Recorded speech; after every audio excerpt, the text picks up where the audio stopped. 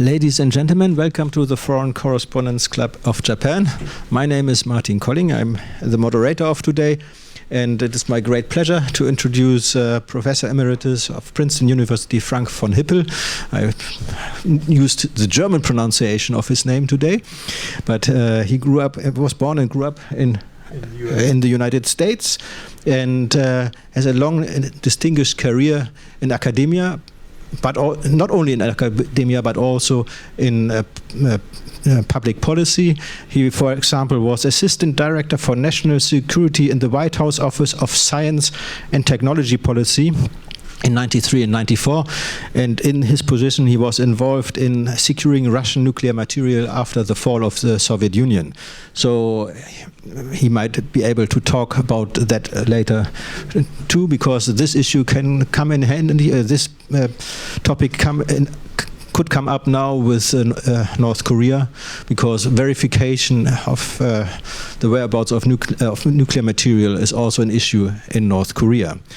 Yeah, without further ado, I would like to hand over the podium to our guest to talk about plutonium in Japan first, and then after a while we will open the floor to questions. Thank you very much. Thank you, Thank you, Martin. Thank you.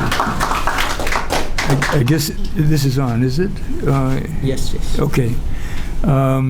This morning I gave a talk at basically this talk at the Diet. And what it is first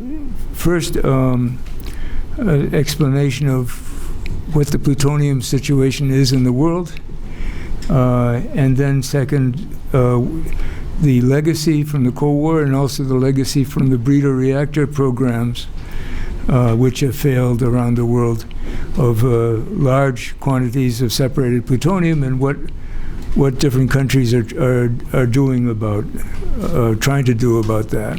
And of course, Japan is one of the countries which has a legacy of separated plutonium, from its breeder reactor program. And so I think that's of interest here, of the various options that are being considered. So that's I won't. So this is the global situation, and sort of in a historical perspective. We have about 500 tons of separated plutonium. For measure, 6 kilograms of plutonium were in the Nagasaki bomb. So it's about 100,000 Nagasaki bombs worth of plutonium. About half of it was produced during the Cold War, and now most of that plutonium is outside of nuclear weapons, removed from nuclear weapons, but it hasn't disappeared. It's turned out to be a problem of how do you get rid of this plutonium? So it's still there, basically. And you can see that there are about 10,000. At the end of the Cold War, there were about 65,000 nuclear bombs. In the world today, there are about 10,000. But the plutonium is still with us and has to be dealt with.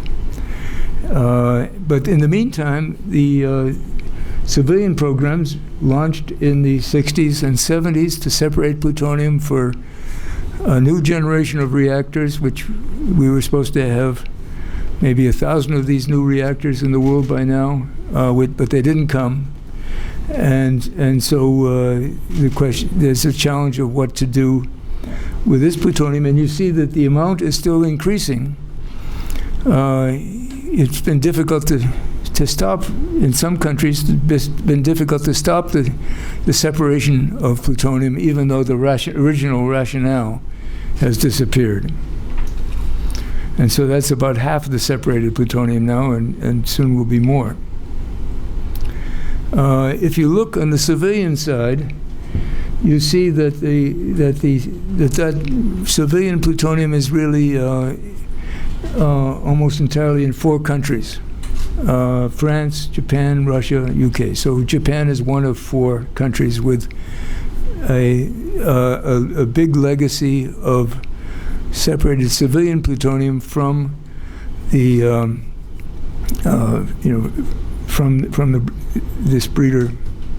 these breeder programs. In addition, there's about 50 tons of U.S. weapons plutonium and 34 tons of Russian weapons plutonium is in the same pot. About what do we do? What do we do with this plutonium? This is the picture for Japan. Most of Japan's separated plutonium was accumulated as a result of Japan shipping to the UK and to France thousands of tons of spent fuel because it wanted to get back the plutonium to start up its breeder reactor program. Now there's an attempt to get rid of this plutonium. It's so far an unsuccessful attempt by fabricating the plutonium into fuel to be used in Japan's water-cooled reactors. The breeder reactors were going to be cooled by liquid sodium, which is one of the reasons why they were unsuccessful economically, because sodium burns in air or water, and we live in a world of air and water, and they were prohibitively expensive and unreliable. Now, but this program of using the plutonium in water, in so-called mixed oxide fuel for water-cooled reactors, the current generation reactors, is starting to progress, and it could continue to progress, except that Japan still plans to separate more plutonium. The Rikasho reprocessing plant in Omori Prefecture, it's been postponed 24 times. Originally it was supposed to be operating in 1997, now it's 2021. But if it did this time, if this was the last postponement and it started, then this is what it would, the red line shows what Japan's plutonium stockpile would look like. Now the 22 tons of plutonium, of Japan's plutonium, is in the UK. UK and France were originally supposed to fabricate this plutonium into this mixed oxide fuel and send it back. The UK built a mixed oxide fuel fabrication facility, largely with Japanese money, but it didn't work. And so the UK has offered. So the UK has a very large problem of its own. 120 tons of its own plutonium. They said to the Japanese, well, what's the difference between 120 and 140 tons? We'll take your 20 tons and dispose of it if we can figure out what to do with it, if you give us some more money. And so that offer is on the table. The Japanese government has not accepted that offer yet, but that could reduce Japan's problem considerably if it accepted that offer. Now in Japan, what has kept one of the main argument that's kept that has kept the reprocessing program alive for more than 10 years has been the belief that it was necessary to ship spent fuel someplace off the sites, that the local governments would shut down the nuclear power plants if the spent fuel wasn't shipped off site, and that the only place to ship it to was the Rikasho. And so even though the Rikasho reprocessing plant is enormously expensive, it would be even more expensive if all Japan's nuclear power plants were shut down.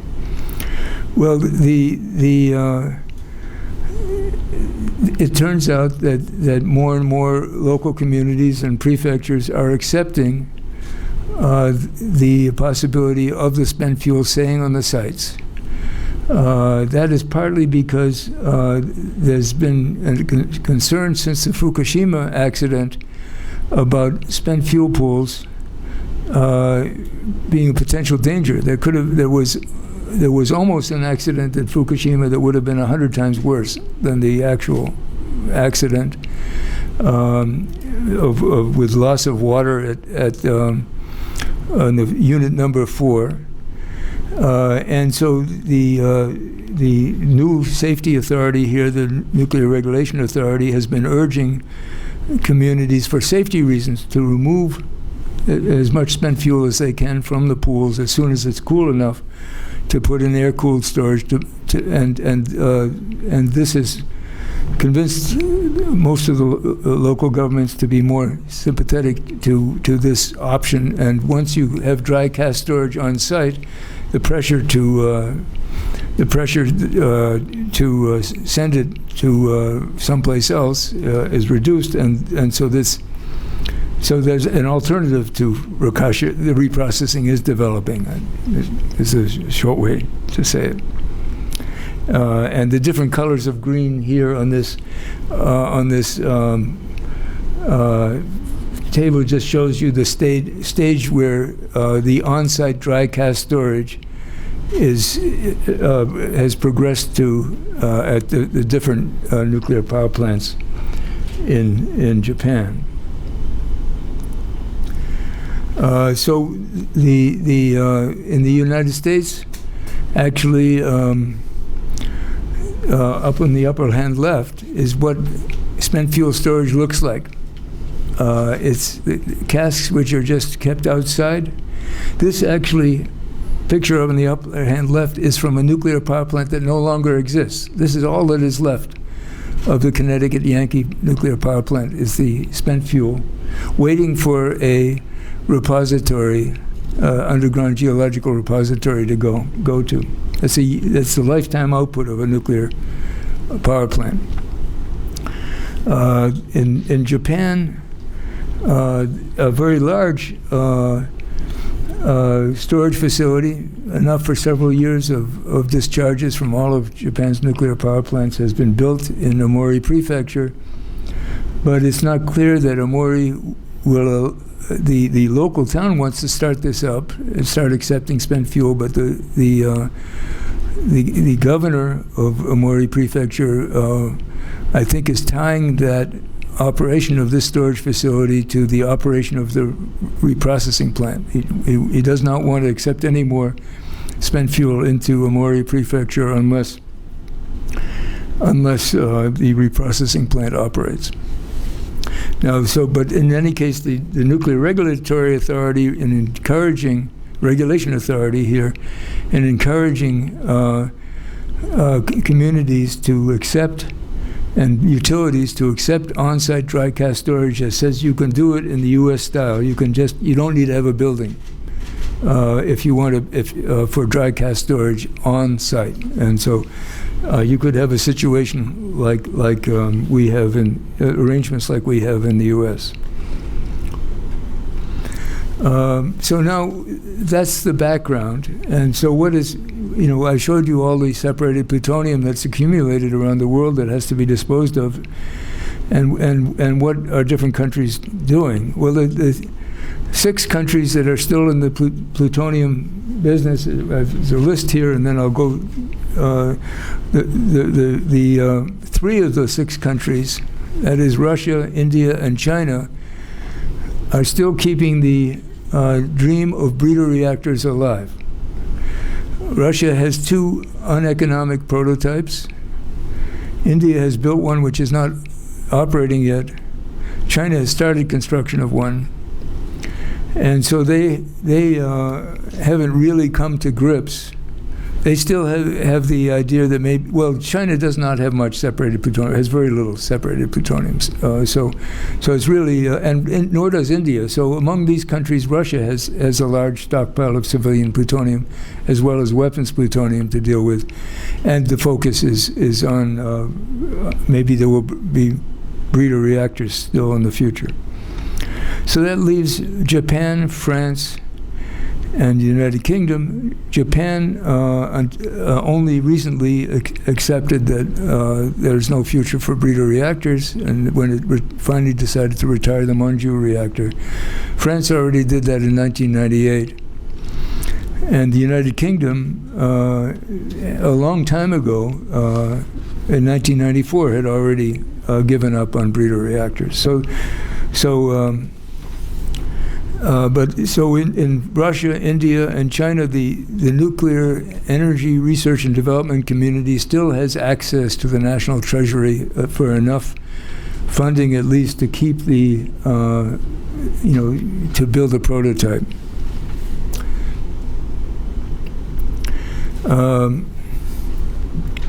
So France, and the situation in France, is France decided to continue to separate plutonium, and Japan has been trying to follow that example. The argument was, and what it's been doing is it's been making it into this mixed oxide fuel, and then when the mixed oxide fuel comes out, it's just being stored. And it contains as much 73% as much plutonium as went into the reactor, and the mixture of plutonium isotopes is not really useful for fuel anymore for a water-cooled reactor, and so it just sits there. The fuel costs 10 times as much as the low-enriched uranium fuel it replaces. This only replaces about 15% of the low-enriched uranium that would otherwise be used, but it costs 10 times as much. And Electricité de France, which is in financial problems, would like to end its reprocessing, but is forced to continue. If you want to know what Electricité de France thinks about reprocessing, you only have to go to the United Kingdom, where Electricité de France operates all the nuclear power plants. And in the United Kingdom, when the government asked them whether they would like to renew their reprocessing contract, they said no. And the United Kingdom government accepted that and is now stopping reprocessing. But in the France, apparently, no is not accepted by the French government. So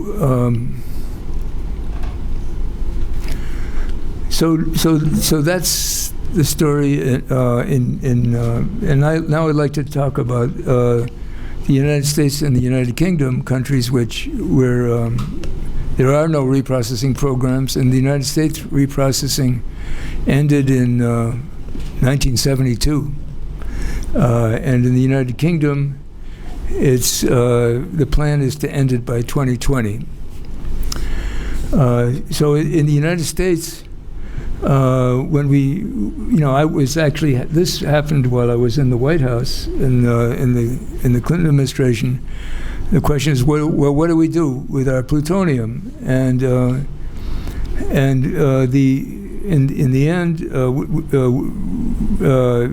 the policy after I left became, well, we'll get the French to build us a MOX fuel fabrication plant, and we'll get rid of it that way.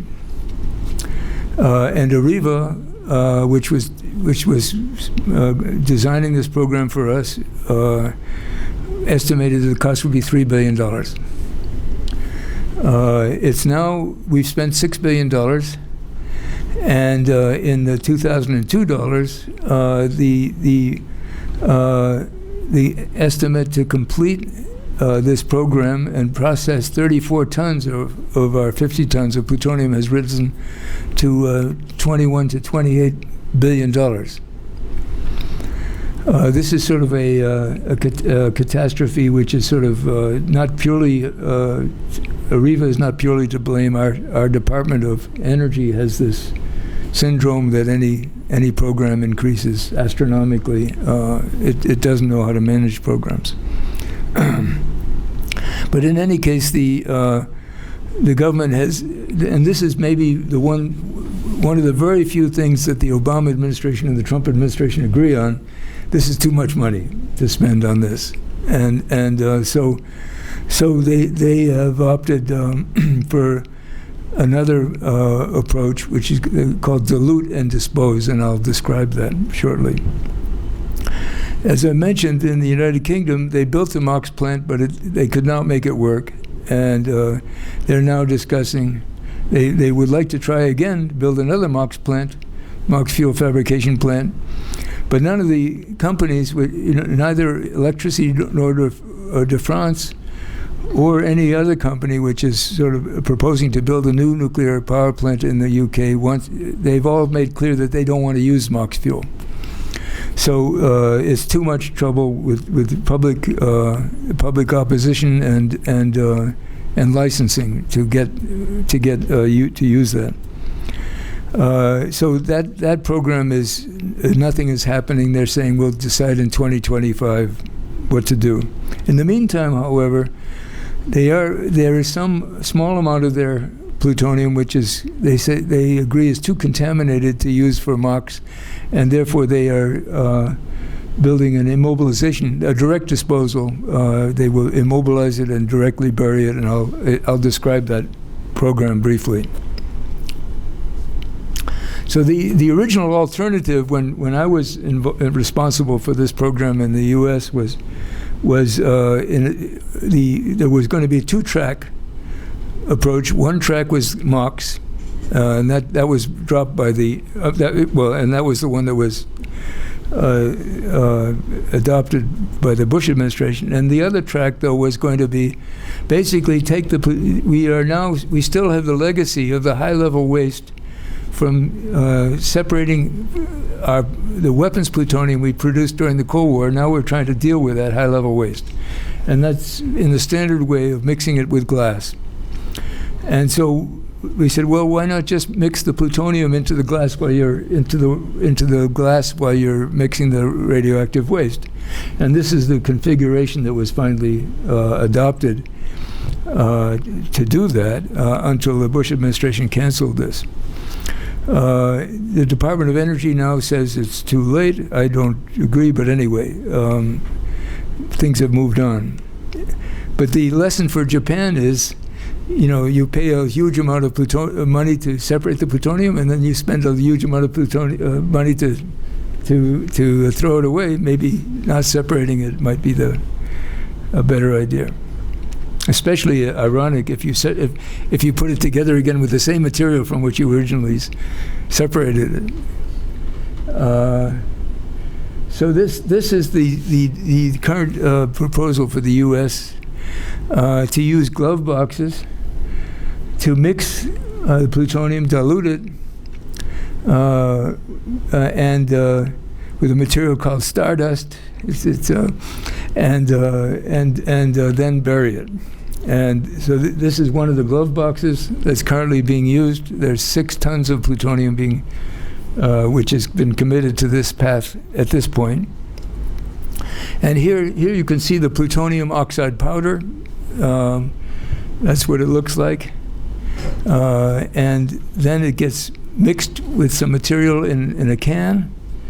And inside the glove box, plutonium is very toxic if you inhale. So that's why these glove boxes are used. Then when the can comes out of the glove box in a plastic bag, the bag is put into another can. And then that can is put into a drum, what we call a 55-gallon drum. Sort of it's like that, and that then And that's to keep, the purpose of this is to keep the cans apart. You don't want to have these a chain reaction starting between the cans if you get them too close together. And then, this is just to show you how simple this process is. This is the mixed oxide fuel plant that has cost us $6 billion so far to partially construct. And the 3 glove boxes like that would process as much plutonium diluted. I show what the area that those would require on top of the roof of this plant. So you can see how much money we would save in this process. A huge plant. The MOX building is a huge building. That's now this is where there would be about 100,000 drums like that that I showed you, which would go underground in New Mexico. The U.S. may be the only country now which has an deep underground operating repository, and this was built for plutonium-contaminated waste. And so the proposal now is actually not just to put the plutonium-contaminated waste, but the surplus plutonium underneath here after dilution. The 6 tons is already committed. The rest of the 50 tons requires a new safety analysis, whether there would be a problem, and also the permission of the state of New Mexico, which hosts this this site. Now this is, I gave a talk in Washington a couple of weeks ago, and somebody said, "Frank, couldn't you put more colored curves on this on this graph?" But this is the purpose of this is the rationale in France and Japan is that you can't bury plutonium. It's too dangerous to bury, and we should fission it into shorter-lived isotopes. Well, this is a Swedish, the result of a Swedish analysis of the contributions of the different radioactive species in spent fuel to a dose on the surface if their repository failed, and the water got into the repository and carried radioactivity up to the surface. And the point of this graph is to show the plutonium is a small part of the problem. There are the other parts, actually reprocessing plants, the carbon dioxide reprocessing, which is the highest for the first 10,000 years, goes directly into the atmosphere from a reprocessing plant. But the vertical scale, by the way, is factors of 10. So at the bottom, between the bottom and the top is a factor of 1,000,000 in terms of the radiation dose to people on the surface. And I compare that, the other curve I want to point out is the radium curve. The radium comes from uranium, is a decay product of the uranium that's left in the spent fuel. So that would be underground if the uranium had never been mined. That would have been underground already anyway. Still, and so that is a major contributor to the natural background dose. So that comparing the radium and the plutonium, I think is helpful to put into perspective the danger of the plutonium burying the plutonium underground. So reprocessing is not a solution to the radioactive waste problem, and in fact, in my hierarchy of nuclear problems, I put nuclear weapons up here, reactor safety up here, and radioactive waste down here. But the public tends to have the opposite order. They get most excited about radioactive waste and not excited enough, in my view, about nuclear weapons. Well, this I'm almost the end here. This is just what the British are doing with a small amount of their plutonium. What they do is they also mix it with a powder, and then they then they put it into a oven at high temperatures and high pressures for about 8 hours, and you see that's the before and after photos. See on the right, basically the powder has been compressed into a solid, which is a mixture of glass and crystals, and the plutonium, 99% of the plutonium is in the crystals, which are relatively insoluble. So they like that way, and then they would store this and then put this directly in a repository eventually. So that is a if the British finally decide to not go with MOX, they will. This is the most likely path that they would go down to in terms of direct disposal. The U.S. has also looked at the idea of burying the plutonium much more deeply. Up on the right-hand side, you see the depth of a repository, that little upside-down T, and then you see a 5-kilometer deep well where with an enlargement there, where you can see many engineering plugs to prevent anything from coming back up the well. So that's an option that was being examined in the Obama administration. I think it's been dropped in the Trump administration, but it's still an interesting possibility if you want to put this material deeper underground. So in summary, separating plutonium is enormously costly and dangerous to international security. Disposing of it is also very costly.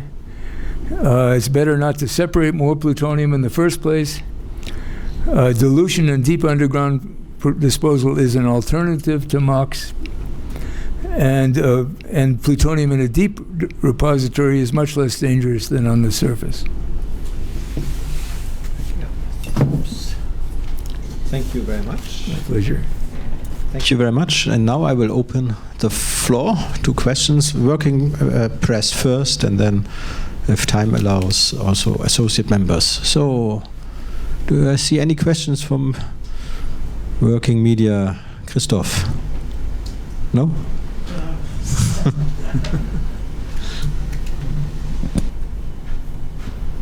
Oh, I see. Süddeutsche Zeitung, Christoph Neidhardt. I have a somewhat related question. I assume you know Professor Kikawa from Tokyo University, who is kind of semi-critical, but still sitting in some more or less powerless government committees here. He said the other day the solution for plutonium is to accelerate the decay, meaning to manipulate the half-life. Now, I have a little bit of a background. I have never heard of that. You just mentioned fission, but if you do fission, you have to create a reactor again. So that wouldn't make sense. So maybe you can explain that. Thanks. Yeah, well, you could also bombard it with an accelerator. There are very high-powered accelerators, and there was a proposal in Europe for a while to do it with an accelerator. But the purpose of this this graph was to show that you really don't accomplish much of significance. In fact, some of the fission products are more troublesome and even more long-lived. Iodine 129 has a half-life of 23 million years, versus the plutonium-239, which has 1,000 times shorter half-life. So now I don't know the professor, but I know the argument. And yeah.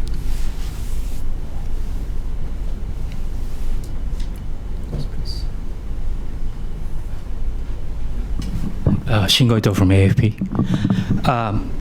Do you think the current levels of Japan's possession of the nuclear plutonium is dangerously high? The current levels of accumulation?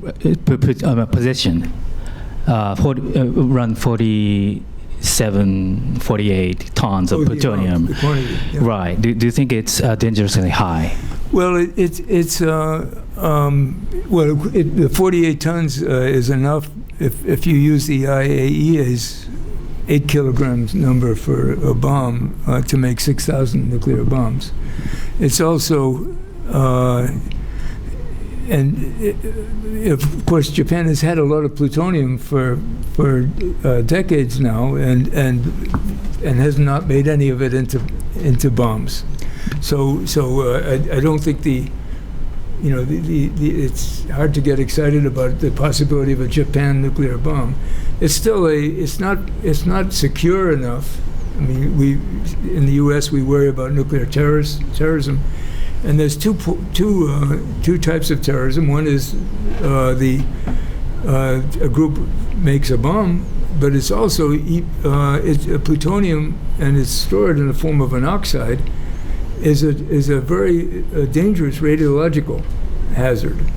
So if it's dispersed into the atmosphere, could make a significant part of Tokyo uninhabitable, for example, and cause thousands of cancer deaths eventually. So and tremendous psychological problems. And there was a Royal Society study in the UK which argued for that very reason, that the UK plutonium should not be stored as an oxide powder. But the other problem is Japan is the only non-weapon state which has a plutonium program, so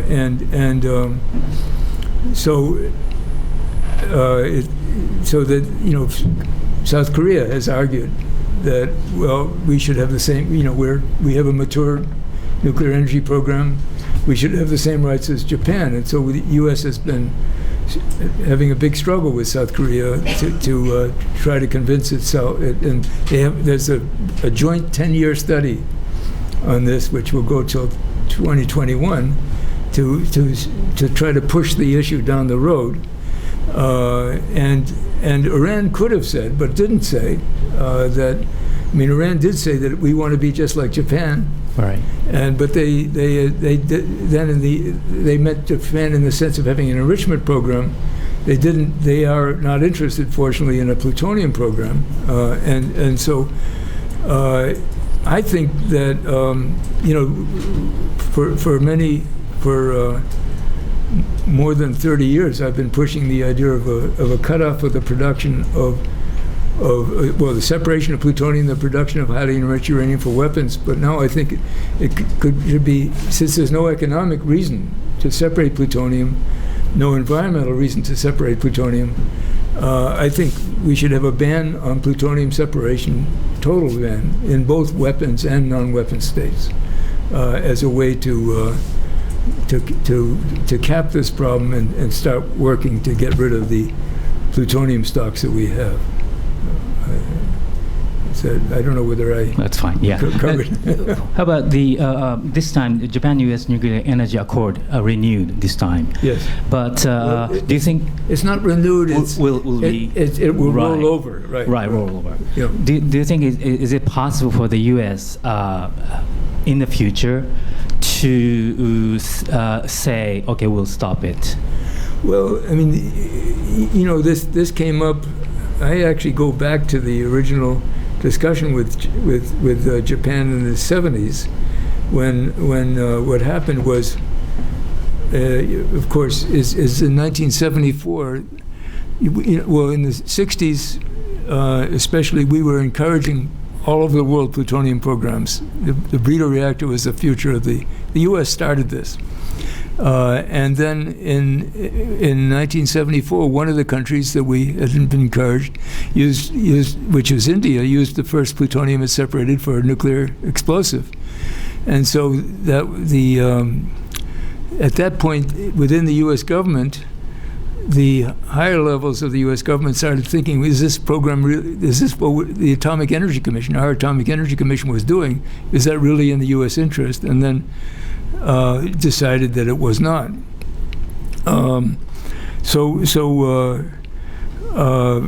Where was that? What was your... Yeah, I mean, in the future, Oh, yes. Possible for the U.S. to Oh, so we began to, we pushed, Japan had just completed the Tokai reprocessing plant, and we tried to convince them, Japan, not to operate it.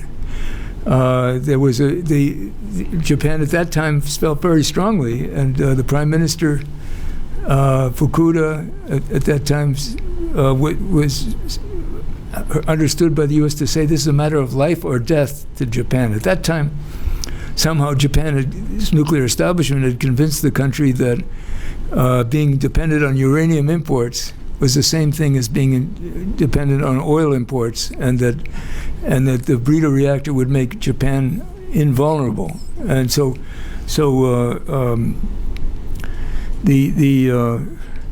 we've ever since, more in Democratic administrations than in Republican administrations have been trying to discourage plutonium separation. I think if Hillary Clinton had been elected president, this was, I actually was writing position papers for the Hillary campaign on this issue, that there would have been more of an issue.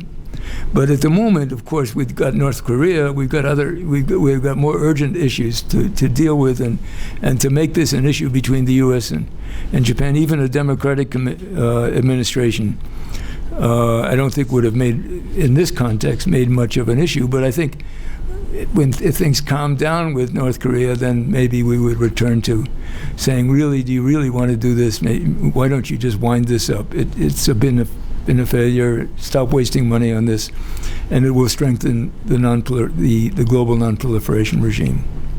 Yeah. Thank you. Christoph.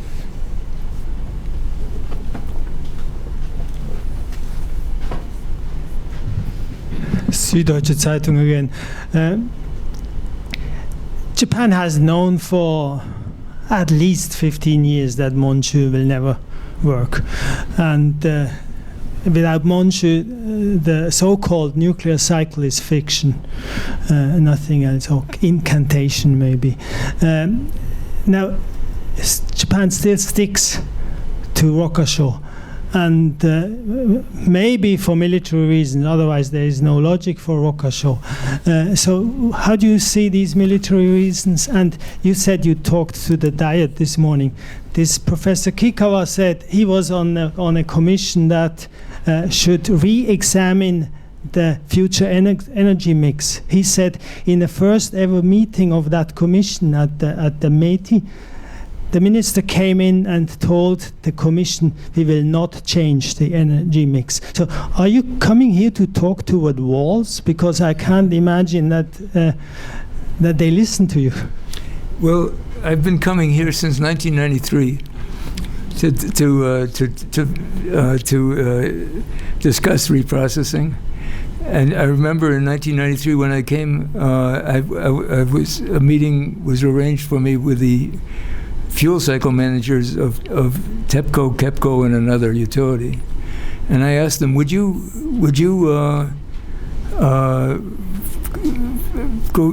have a reprocessing policy if you had a blank sheet of paper now and you could start again? And they said, no, we're trapped. We're trapped. And so the Japanese government has trapped itself in many ways, and I think the military option would be there even if you didn't have Rokashio. I mean, you have a lot of separated plutonium, you have an enrichment program. I don't think that some people might every once in a while it comes up when I give talks here, you know, what about our military option? But I don't think it's a major issue. But the trapping is there's three ways in which Japan has trapped itself into this policy. One is having a policy that all spent fuel has to be shipped to Rokashio, and there's no repository, and so on. And I think, and as I said, I think that actually is slowly, that trap is starting to dissolve because this on-site spent fuel storage option is developing.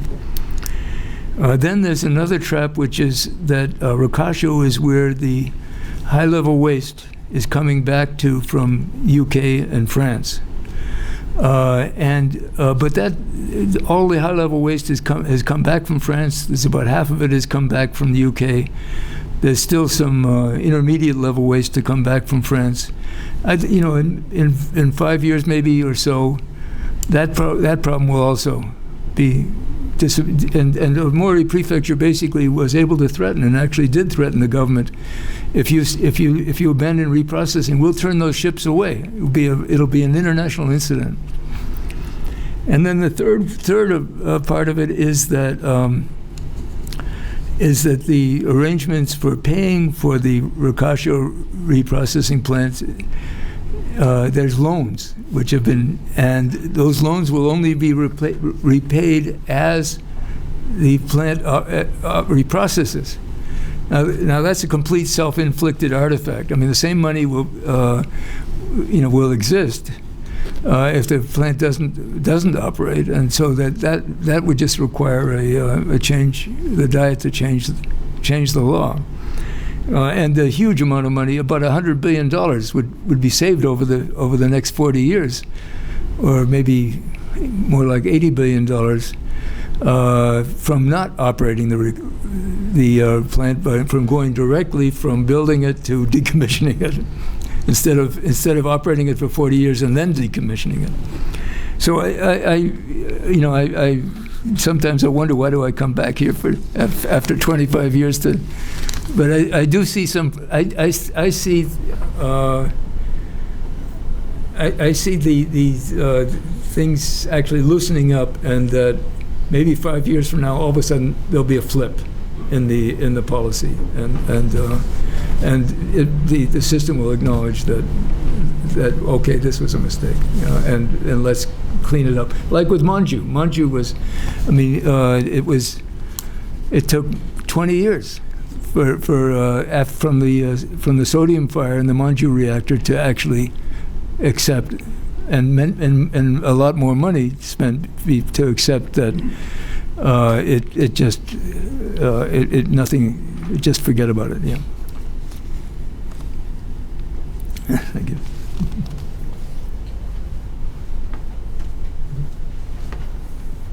George, not George first. My name is Baumgartner. I'm working for Swiss television. Are you following the resolution of the Fukushima accident? And what is your opinion about the work in progress to dismantle the plant?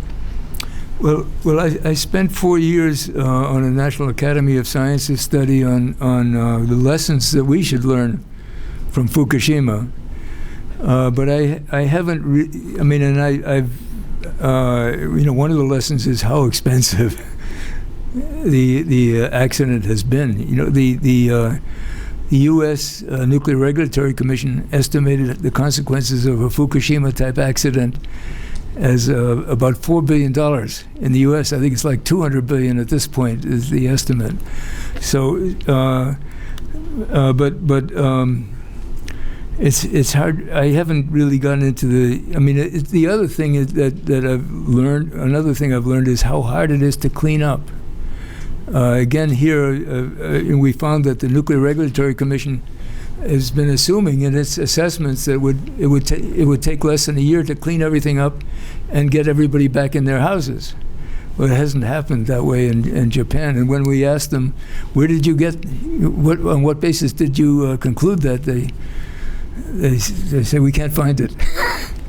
But I haven't closely followed the cleanup. The other focus that I've had, which is actually relevant to the Japanese plutonium situation, is the risk of spent fuel pool fires, and which we concluded was only by accident that there wasn't a spent fuel pool fire at Ricaccio, at Fukushima, and which would have been a huge catastrophe compared to what happened. So I guess that's all I can say. Thank you. Yes, please. Did you?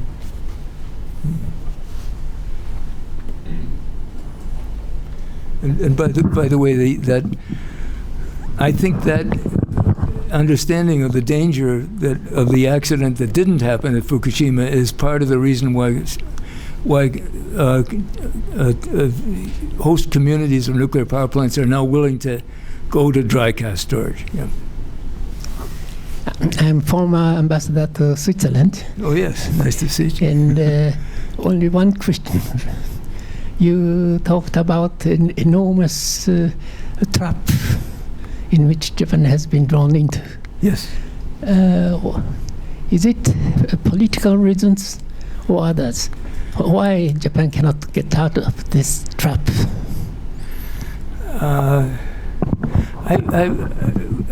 We had some members of the Diet visit us in Washington to discuss this a few months ago, and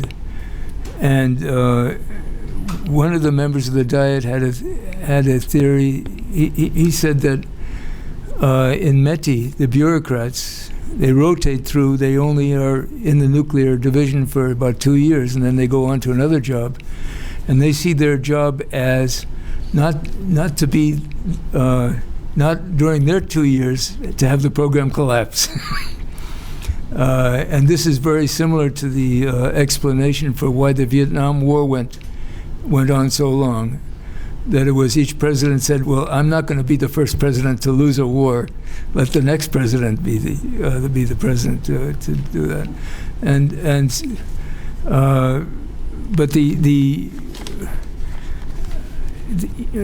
it's hard to understand, but even there are still people who believe in breeder reactors will be the future that will solve the global energy problem. There's still another generation. The nuclear engineering departments are bringing up another generation of nuclear engineers who believe that they can solve the human energy problem for thousands of years with these breeder reactors, so it's a combination of very, very many different factors, and I think that some countries have a more difficult time to change policies. And I think we were fortunate in the United States that we used the impulse, the shock to the non-proliferation system of India's nuclear bomb, to get high-level attention, and do we really need to do this, from people who are outside the system. Usually this nuclear policy is left to people inside the system, and this sort of raised it out into people who worried about foreign policy, who actually then were empowered to force changes. And in fact, in that same period, our Atomic Energy Commission was abolished. It was broken up into what's now the Department of Energy and the Nuclear Regulatory Commission. So that also sort of shifted the power out of that system, the power of the U.S. nuclear policy. And so each country has a different story, I guess. Yeah. One question from my side, Martin Colling, for the recording. Do you see, we were just talking about the new generations of engineers maintaining the dream for new fast breeder reactors. Do you see some new reactor technologies or promising new reactor technologies that are basically fulfilling this dream without being safe at the same time? Is there anything on the horizon? Well, there's Bill Gates is sort of investing in a project in China, I think mistakenly, which would be a breeder reactor, where the plutonium would be created and burned in place. That is what the way a breeder reactor would work is you had to have a core which would make excess, which would be surrounded by a blanket of uranium, and the excess neutrons from that leak out of the core would turn the uranium around in the blanket into plutonium, and then you would move that fuel in without ever separating the plutonium, and thereby solve the proliferation problem, because you'd never separate the plutonium from the fission products. The problem with it is that you need a magical fuel that will not fall apart, halfway through this process, and so somebody convinced him that this magic could happen, and so he has invested in this project. The nuclear power, I think, in general, is becoming too costly, and renewable energy is becoming too cheap, so that the projections, even in China now, for nuclear power are going down steadily, and so which is an additional reason why the breeder program was justified by the belief that we were going to have huge numbers of nuclear reactors and not enough natural uranium. Our current generation reactors only use about 1% of the energy in the uranium. The other 99% was the breeder reactors was supposed to use by turning the uranium-238, which doesn't chain react, into plutonium. And we don't have these thousands of reactors. We have at this point about 400, and the reactors themselves have become steadily more costly, while the uranium has not become more costly, and so that at this point, for a new reactor, the cost of the uranium only accounts for 2% of the cost of the electricity. So the problem we were trying to solve was to reduce that it turns now into reducing the 2%, and it turns out you wouldn't even reduce it, because the cost of separating it and making it into fuel again is would be much more than the 2%. So it's a problem which it was an imagined problem. We had in the 1960s, when our Atomic Energy Commission was at the height of its power, for 10 years, there was one chairman. His name was Glenn Seaborg, who was a co-discoverer of plutonium. He got shared a Nobel Prize for it. And his belief was in what he called the plutonium economy, that the future, of the world, the world economic future would be based on plutonium. Well, it didn't happen. Yeah. And I'm glad it didn't, because it was very strange. He was in the Manhattan Project. He was responsible also for developing the chemistry for separating out the plutonium for the Nagasaki bomb. And yet he'd forgotten that this is a weapons material. He just thought about it as a fuel, like coal or oil. But in fact, in his dream, we would have had millions of bombs worth of plutonium flowing through the economy. Well, what could go wrong with that?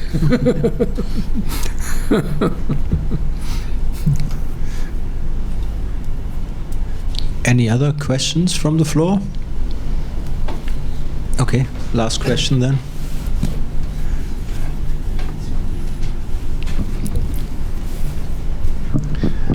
My name is Hiroki Fujita, a freelance. I have a very simple, maybe stupid question to ask you, Professor. Are you for nuclear power generation or developing nuclear weapons? Am I for nuclear power stations or power station, nuclear power generation, or nuclear weapons? Both. I mean, both. Are you for both, or either nuclear power generation or nuclear weapon development? Yeah. Well, I describe myself as not anti-nuclear in terms of anti-nuclear energy, but anti-pro-nuclear. I think the nuclear establishment has actually could have done a much better job. Could have had safer reactors and could have had could have left this plutonium issue aside. So I'm a critic, but I haven't campaigned against nuclear power per se. I can imagine that a different kind of nuclear power that would be useful and not dangerous. On nuclear weapons, I'm against nuclear weapons. Not just nuclear weapons in other countries, but nuclear weapons in my own country. And I've been part of the campaign for nuclear disarmament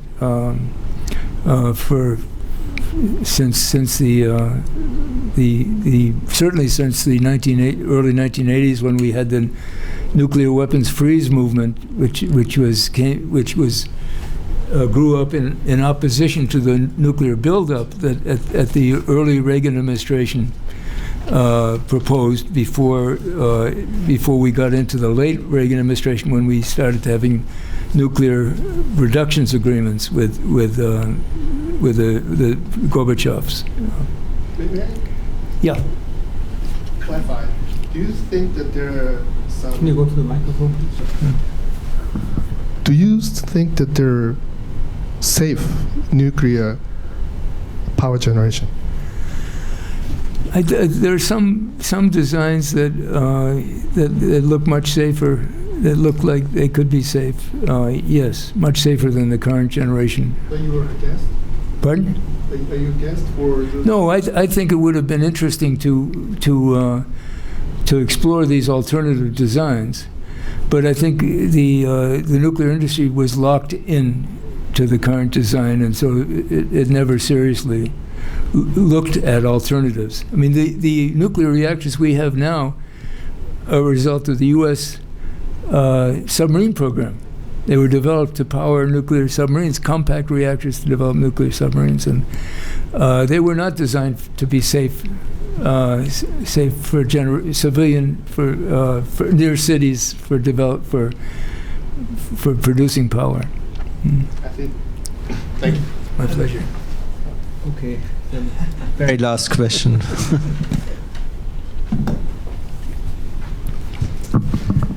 When you said there might be safe designs, did you think of thorium reactors? And even thorium reactors are probably obsolete nowadays because of the cost problem, isn't it? Yeah, the thorium reactors, I think, are mostly promoted with the thought that they would make less plutonium, and I don't know whether, and they have some safety advantages too, perhaps. But there's actually a proliferation problem with them. They make uranium-233, which can be a very good bomb material, and the problem with the thorium reactors that I'm familiar with, I mean the original ones, where they're a combination of a nuclear power plant and a reprocessing plant. And there's chemical processing going, and so it's hard to imagine a utility actually running such a plant. And so you do have a potential bomb material at every reactor, but I don't think at this point in the cycle of the nuclear power, I don't see. I do see people keeping floating small reactors and so on, but I don't see any really new generation of reactors really happening. Yeah. Okay, thank you very much, Professor von Hippel. It was a very interesting talk. I wrote a lot, and yeah, let's wait and see whether in your next visits in Japan you will see a bigger shift in government opinion regarding the plutonium in 5 years. Storage. 5 years. The question is whether, in fact, the ice breaks in 5 years. Yes. Thank you very much. And as it is custom, I have a 1-year honorary membership for you. Thank you very much. Thank you. Thank you very much for your interest. Yeah.